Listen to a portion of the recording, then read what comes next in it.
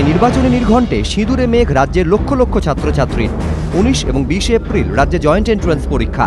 ওই দুদিন ভোট না থাকলেও পরীক্ষা কেন্দ্র পাওয়া যাবে কিনা নির্বাচনী নির্ঘণ্টে তৈরি হয়েছে অনিশ্চয়তা।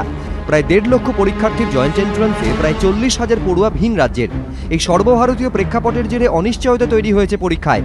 সরকারের দ্বারস্থ বোর্ডের নিজস্ব বৈঠক থেকে চূড়ান্ত সিদ্ধান্ত জানানো হবে, জানিয়েছেন চেয়ারম্যান।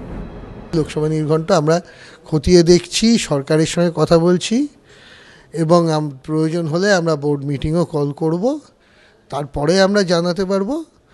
এবং এইটুকুই খালি বলতে পারি যে আমরা সময় মতোই জানাবো, যথাসময়ে, যাতে কোনো ছাত্রদের কোনো অসুবিধা না হয়। কলকাতা বিশ্ববিদ্যালয় অবশ্য স্নাতক পরীক্ষার দিন বদলের সিদ্ধান্ত নিয়ে ফেলেছে। 9 এপ্রিল থেকে বিশ্ববিদ্যালয়ের অধীন কলেজে কলেজে পার্ট 3 শুরু। টানা চলবে স্নাতক পরীক্ষা। পার্ট 1, পার্ট 2, পার্ট 3 সমস্ত পরীক্ষার পরিবর্তিত নির্ঘণ্ট সোমবার ঘোষণা হবে বলে জানিয়েছেন উপাচার্য। অবশ্যই পরীক্ষা এগোনোর তো কোনো সম্ভাবনা নেই। রিশিডিউলিং করার পরে আমরা যতটা সম্ভব মানে তাড়াতাড়ি পরীক্ষা শেষ করা, ছাত্রছাত্রী যাতে যতটা সম্ভব অসুবিধা না হয়।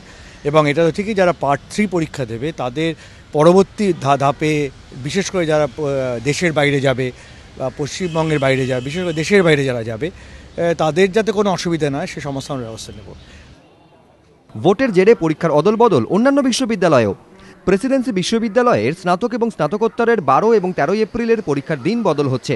বর্ধমান বিশ্ববিদ্যালয়ের স্নাতক পার্ট 3-র 17 এপ্রিলের পরীক্ষা এবং সমস্ত প্র্যাকটিক্যাল পরীক্ষা পিছিয়ে যাচ্ছে। যাদবপুর বিশ্ববিদ্যালয়ে 2রা মে থেকে স্নাতক ইঞ্জিনিয়ারিংয়ের পরীক্ষা শুরু। সেই পরীক্ষার ব্যাপারেও চূড়ান্ত সিদ্ধান্ত হবে বৃহস্পতিবার।